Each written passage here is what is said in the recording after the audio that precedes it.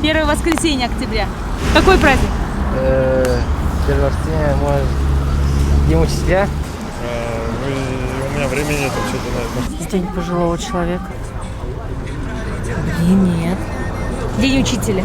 А, да? Да. Забыла. Что у нас первое воскресенье? Не помним. Қарттар күні. Бірінші қазан қарттар күні, ал бірінші жексенбі қарттар күнімен бірге. Ұстаздар күні. Армысыздар, құрметті көрермендер, сіздермен бірге бүгін мен Айнагүл Сәрсенбайқызы. Бүгін тағдырға айналған кәсіп атты ток-шоуға қош келдіңіздер демекпіз. Бүгінгі студиямызға келген қонақтармен таныс болайық. Ендіше біздің ортамызда Рахметуллина Раушан Рахметуллақызы, қазақ тілі мен қазақ әдебиеті пәнінің ұстазы, Екібастұз қаласына сіңірген еңбегі үшін медаль иегері, ардагер, ұстаз. Также с нами Гизатуллина Гульсум Вагизовна, учитель-ветеран математики, лицей номер 6, обладатель медали за верность профессии. Нуркина Еркеш Смағұлқызы, Қазақстан Республикасының құрметті қызметкері, орыс тілі және орыс әдебиет пәнінің ұстазы. Құрметті студиямызға келген қонақтар, ең алғашқы менің сұрағым Раушан Рахметуллақызынан бастайын. Сіз ұстаз жолын таңдапсыз. Бұл жолды, бұл мамандықты таңдауда не себеп болды? Мен өзім ауыл мектебінде оқып, білім алған адаммын. Ауыл мектебінде, ауылда өздеріңіз білесіздер, мұғалім деген біздің кезімізде ең бір құрметті мамандық. Біз мұғаліммен дәрігер, агроном, инженер, міне осындай санаулы ғана мамандық иелері жұмыс істеді. Соның ішінде мұғалімға деген, ұстазға деген құрмет ерекше болатын. Менің әкем ұстаз болған адам. Аталарым молла болған, қажы болған адамдар. Баяғыда бала күнімізде үлкендердің қолына соғиғанда мұғалім бол, ұстаз бол деп бата беретін. Бұл өзі иісі қазақтың қанына сіңген сөз ғой. Ұстаздық дегенде ауыл адамдары ерекше құрметпен қарайтын, тіпті әкемізге ғана емес, сол ұстаздың балалары деп, бізге де мұғалімнің баласы деп амандасатын. Міне осы бір қанымызға сіңген қасиет сияқты, менің үлкен апайым да, нағашым да, нағашы жеңгем де, жездем де, осы айналамыздағы үлкен адамдардың барлығы ұстаз болып, қызметтерін ұстаздық қызметпен жалғастырды. Және менің әдебиетке, мынау оқуға деген қызығушылығым өз кезінде өте бір сондай не болды. Бала күнімнен қаныма сіңді десем болады. Енді біздің кезімізде өздеріңіз білесіздер, телевизорда жоқ, кейіннен келді. Міне осы бар ермегіміз кітап оқу болатын.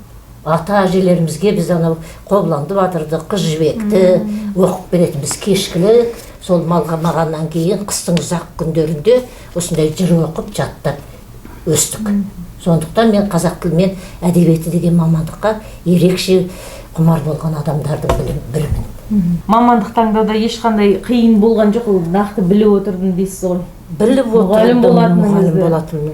Ол кезде өздеріңіз білесіздер, 74-ші жылы оқуға түстім. 74-ші жылы оқуға түскенде ол кездегі өзі қазақ тілі мен әдебиеті мамандығы Семейде, Қарағандыда, Алматыда, міне осы шақ қалада болатын. Содан Семейдің пединститутына барып, осында ол кезде бір орынға 300 бала, бір орынға 270 бала, сондай конкурс болатын. Алдымен шығарма жазатынбыз, ауызша емтихан тапсыратынбыз, сосын 10 күн бойы оны конкурсты күтіп жататынбыз. Сондай міне өзіндік қиындығы бар. Кезең әр заманның енді өзінің қиындығы болды ғой. Осындай мен түстім мен оқуға. Рахмет. Еркеш Смағұлқызы, хотела бы с вами поговорить. Скажите, почему именно эта профессия? Почему вы выбрали профессию учителя?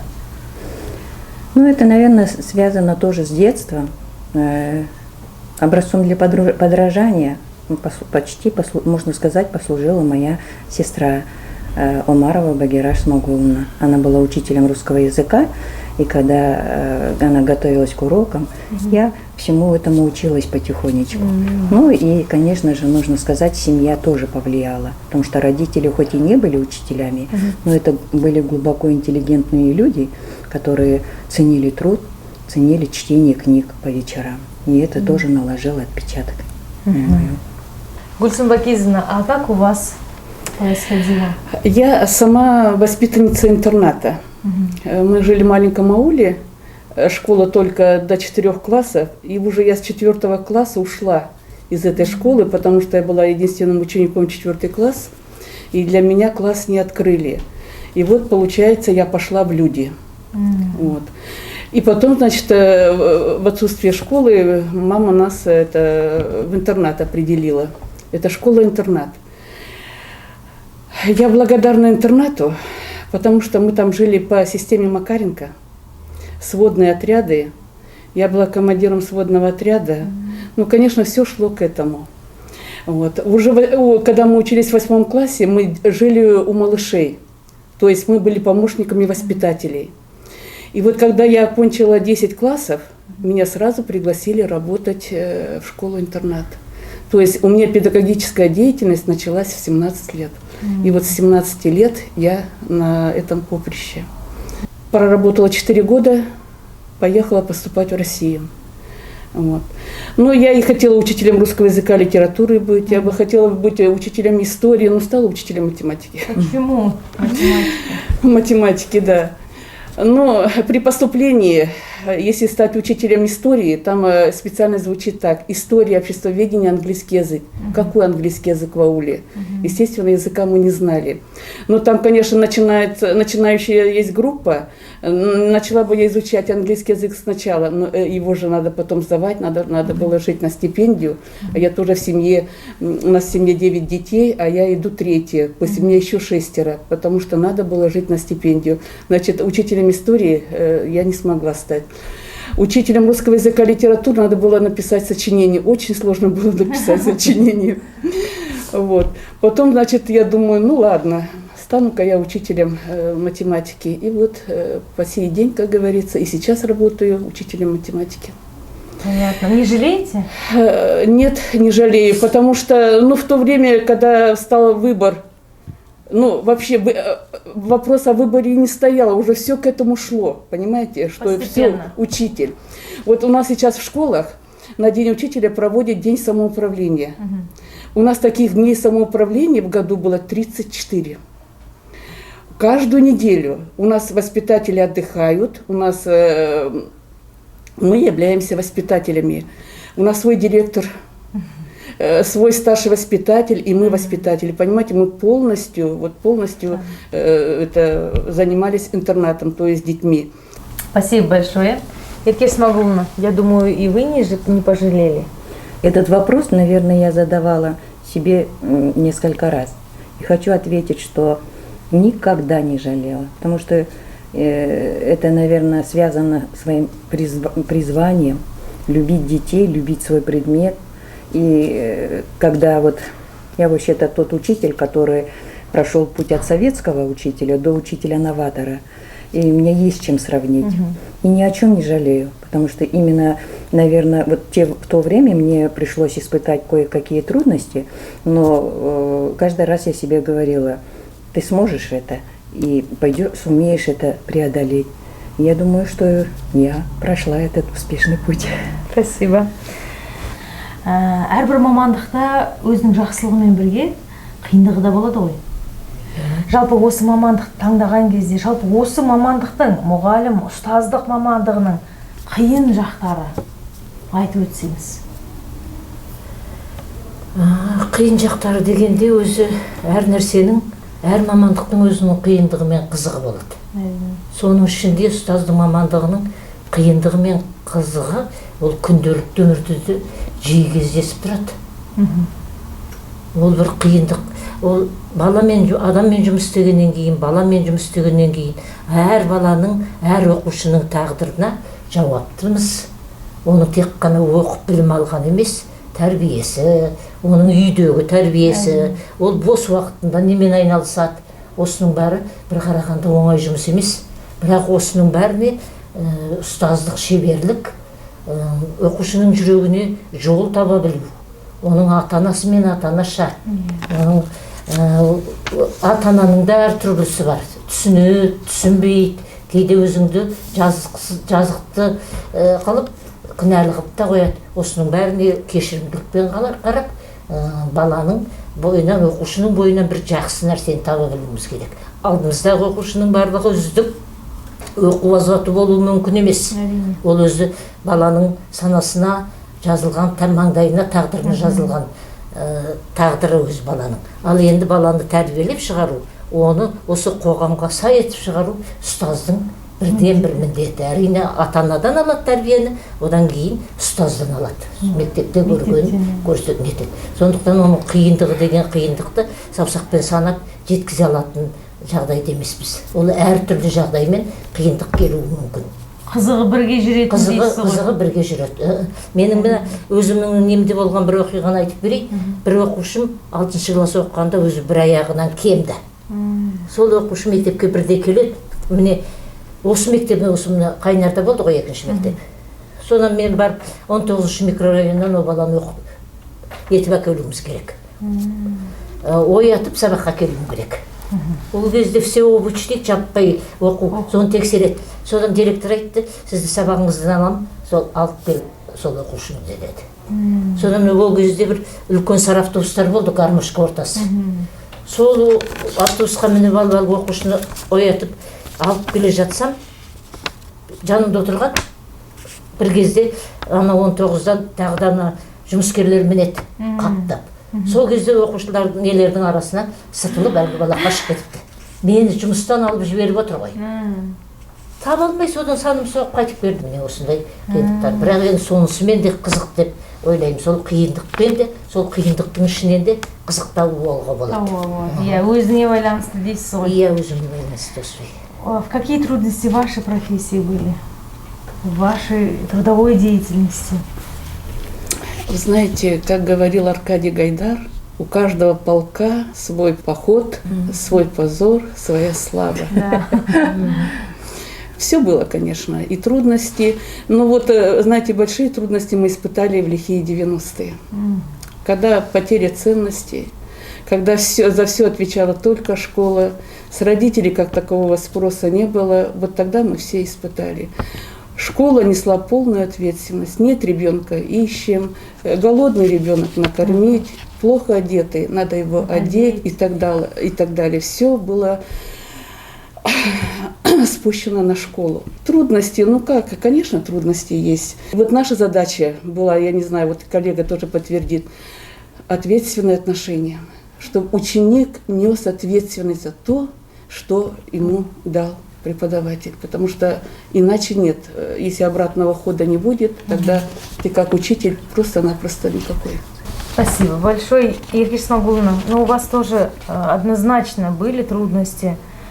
Может, вспомните трудности вашей профессии, вашей трудовой деятельности?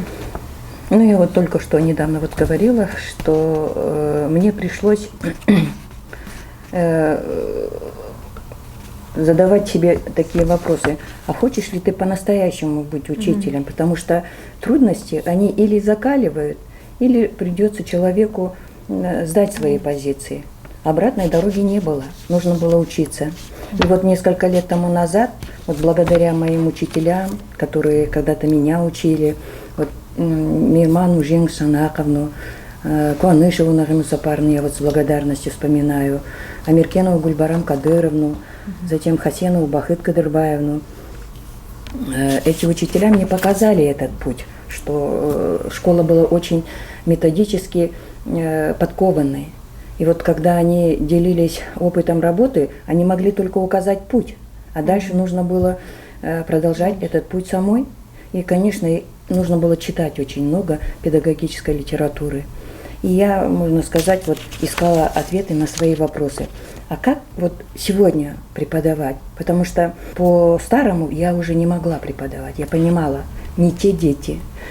Сегодня абсолютно другие дети. Это свободная личность, умеющая отстаивать свою позицию и довольно-таки компетентная в каких-то областях, в которых я, кстати, далека. И это надо признавать. И тогда я поняла, что нужно все это в систему приводить, а система она только в методике. И я обратилась к методике по обновленному содержанию образования. Конечно, это было не так просто, не так легко, потому что нужно было не только ездить на семинары, но и самому подпитывать дополнительно какой-то литературой. И нужно сказать, что я перестраивала себя. Мне было это тоже нелегко. И на сегодня я уже знаю ответы на эти вопросы. И думаю, что справилась. Ұяда не көрсең, ұшқанда соны ілесін дейді біздің қазағымыз, иә? Сіздің отбасыңызда жаңа айтып жатырсыз, әкем мұғалім болды деп. Жалпы тәжірибе, стаж деп жатырмыз. Қанша жыл болып отбасылық? Соны айта аласыз ба? Қанша жыл? Біз былай етіп санаған жоқпын. Әкем 40 жыл қызмет істеген адам марқұм болды. Одан кейін үлкен апайым 30 жылдан аса істеп зейнеткерлікке шықты осы мұғаліммен. Сіңілім қазір істеп жатыр. Мұғалім, директор болып мектептің. Сонда жалпы қосқанды 150 жылдан асып кетеді. Былай есептеп санаған жоқ. Шамамен дейсіз. Шамамен солай, иә. Мен өз туысқандарым, қандас туысқандарымды ғана айтып отырмын. Мен нағашым, нағаш жеңгем, тағы да қоспаймын дейсіз. Иә, оларды қоспағанды, иә. Сонда 150 жылдан 165 солай болып қалды. 1,5 ғасыр деуге болады, иә. Болып қалды. Бәрекелді. Жақсы. Гульсум Вагизовна, у вас есть трудовая династия? Есть ли? Я единственный человек, вообще вот учитель. И меня все родственники называют чисто по имени отчеству. Гульсум Вагизовна, все. Вот, понимаете? Вот. Они все привыкли к тому, что я вот учитель, и уже и внучатые племянники, все только как Гульсум Вагизовна. Ну, так получилось, что я вот она одна. В вашем понимании, какой должен быть современный, настоящий учитель? Вы знаете, как-то стали говорить вот о чем. Что надо быть в первую очередь коммуникабельным человеком, а профессионализм придет. Вот посмотрите, после института приходят молодые учителя, ведь многого не знают, да? Да. Если человек захотел стать хорошим учителем, он будет грызть, и он станет им. А главное, ты научись работать в коллективе, чтобы тебя понимали, чтобы ты понимала, чтобы тебя поддерживали, чтобы ты учеников понимала, и тогда коммуникабельность сейчас ставится на первое место, а профессионализм придет. А в вашем понимании? Современный сегодня, да? Настоящий. Какой он должен быть? Ну, наверное, я повторюсь так же, как и другие. Об этом много говорят, что учитель должен себе овладеть 2 качествами. Точнее, их даже ими не овладеешь. По сути, это жизнь подскажет. Это любить детей в первую очередь. А во-вторых, любить свой предмет и знать его очень хорошо. А ко всему сегодняшнему, наверное, времени я бы добавила, что учитель, наверное, современный, должен воспитать такого ученика, который бы сумел бы вот эти знания пропустить через фильтры своего отношения к жизни и сумел бы взять за основу свои достижения, свои убеждения. И вот тогда я думаю, что учитель достигнет той задачи, которая стоит перед ним. Но сегодня это нелегко. Это нелегко сделать, поэтому сегодняшнему учителю нужно понять, если стоит такой человек, который перед выбором от такой профессии, то задуматься, потому что нужно осознавать. Это раз. А во-вторых, он, конечно, должен выработать в себе,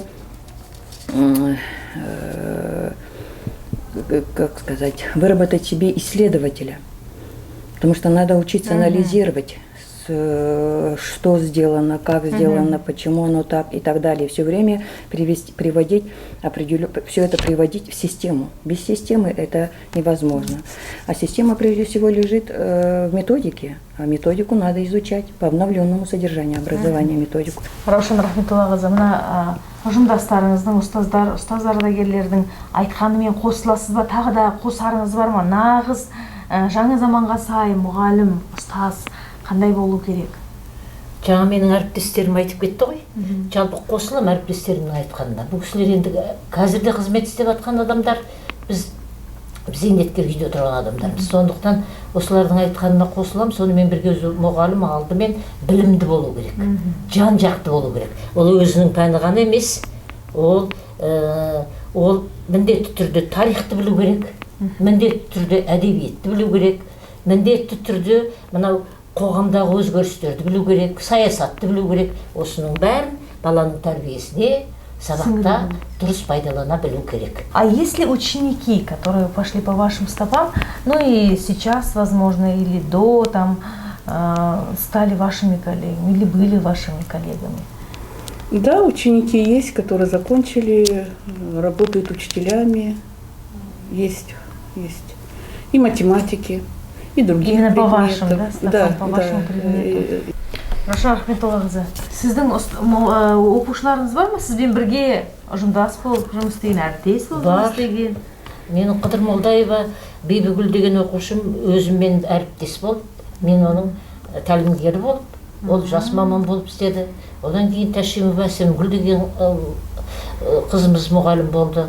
Албакирова Айжан деген қызымыз мұғалім болды. Міне осы мұғалімдермен әріптес болып бірге қызмет атқардық. Оларды мектепке келгенде жас маман, тәлімгер болып, тағы да қарым-қатынасқа түстік. Керемет. Мұғалімдер бар ондай соңымыздан енген. Жақсы. Еркеш Смағұловна, сізде де бар ма қазір өзіңізбен бірге ұжымдас болып жүрген оқушыларыңыз? Мақтан ететін оқушылар бар шығар, есімдерін айтып кетуіңізге болады, можете. Я хочу сказать сегодня о своей коллеге, это Кошербай Толганай. Она только закончила в прошлом году этот Павлодарский педагогический институт с красным дипломом. Сегодня работает в школе номер 18, по-моему, если не ошибаюсь. Это девочка, которая, знаете, вот очень интересная была в школе. Она не выделялась среди детей такими знаниями, так как на уроке русского языка и литературы нужно было много говорить. Она несколько заикалась и стеснялась. И иногда я посвящала ей целый урок и говорила: сегодня вот вы, остальные ученики, сидите и занимайтесь, а у вас карточки, отвечайте, сдадите, и я поставлю оценку, а сегодняшний урок я посвящаю Толганае. И вы знаете, она готовилась к этому уроку, стихи заучивала, она рассказывала, отвечала, пусть медленно. Все эти 45 минут, может, из них я 15-20 минут ей только уделяла. И вот она почему-то вспоминает это с таким благоговением, что именно я ей уделяла столько времени.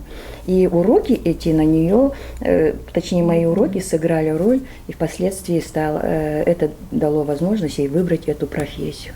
Именно такой интересный случай в жизни был. Я даже не ожидала. Қадірлі ұстаздар, қала тұрғындарының жүрек жарды ақ тілектерімен құттықтауларын дайындаған едік. Қабыл алыңыздар. Конечно, здоровья, успехов, долголетия, благополучия. Келе жатқан мерекелеріңізбен, апайлар, құттықтаймын сіздерді. Мол уақыт ашық аспан тілеймін. Терпение, здоровье. Самое главное, что сейчас необходимо, в принципе. Что вас, как говорится, воспитывают наших детей, да? Терпят их. Ну, как бы, всего самого хорошего. Самое главное — здоровье, и чтобы только хорошее в жизни случалось, плохое ушло далеко-далеко. Всего хорошего. Құрметті ұстаздар, өздеріңіз білесіздер, жақын күндері ұстаздар күні келе жатыр. Қаламызда, облысымызда, жалпы республикамыздағы ұлағатты ұстаздарымызды құттықтасаңыздар, өздеріңіздің жылы лебіздеріңізді, ақ тілектеріңізді білдірсеңіздер. Құрметті ұстаздар, мынау келе жатқан ұстаздар күні деген бір мерекелердің ішіндегі ерекше мерекенің бірі мұғалімдер күні. Міне осы мұғалімдер күні мен шын жүрегімнен құттықтаймын. Еңбектеріңіз жемісті болып, осы замандағы болып жатқан қиыншылықтардың бәрін жеңіп, оқушыларыңыздың алдындағы беделдеріңіз арта берсін. Саналы да, ақылды, білімді оқушы дайындап шығарыңыздар. Оқушыларыңыз, сіздерден оқыған оқушыларыңыз қоғамның әр саласында адал еңбек атқарып, солардың қызығын көріп, соларға әрдайым ақылшы, ұстаз ретінде, нағыз ұстаз деген ұлы есімді кірлетпей, әрдайым еңбектеріңіздің жемісін көруге шын жүрегімнен тілектестігімді білдіремін. Келе жатқан тәуелсіздіктің 30 жылдық мерекесі құтты болсын. Осы 30 жылдық тәуелсіздікке де сіздердің қосқан үлестеріңіз өте зор деп білемін. Міне келе жатқан ұстаздар күні, тәуелсіздік күні құтты болып, әрдайым еңбектеріңіздің жемісін көруге тілектеспін. Ұстаздар күні құтты болсын. От всей души хочу поздравить всех учителей с нашим профессиональным праздником. Я очень люблю этот праздник. Хочу всем пожелать крепкого здоровья в это смутное, тревожное время. Здоровья хорошее близким вашим. Успехов в вашей действительно нелегкой работе. Любви близких людей. Уважаемые учителя, очень хочу пожелать вам, чтобы вы думали о своих близких, о своей семье, потому что если в семье все будет хорошо, и работа будет ладиться. В этот прекрасный день я всегда с благодарностью вспоминаю своих учителей-наставников. Это Мейерманову Жену Шанаковну, Амиркенову Гульбарам Кадыровну, Куанышеву Нагиму Сапаровну, Бахат Кадырбаевну. И пусть в семье этих учителей всегда будет все хорошо. И частенько нам необходимо встречаться, так как вот эти сердечные отношения, которые вы нам дали, дают возможность приблизиться к тому, что все-таки эта жизнь, прийти к такому выводу, что жизнь прекрасна. И веру, надежду и любовь сохранять во все времена, потому что мы учителя. И, конечно, хочется поздравить свой коллектив специализированной школы Зерде для одаренных детей города Кибастуза, учителей города, области и вообще всех учителей, потому что наша профессия самая лучшая, благородная, и быть верными своей профессии. Осымен біздің бағдарламамыз өз мәресіне жетті. Құрметті көрермендер, ұлағатты ұстаздардың барлығын құттықтауды ұмытпаңыздар. Құрметті ұстаздар, төл мерекелеріңіз құтты болсын. Ең басты денсаулықтарыңыз мықты болсын.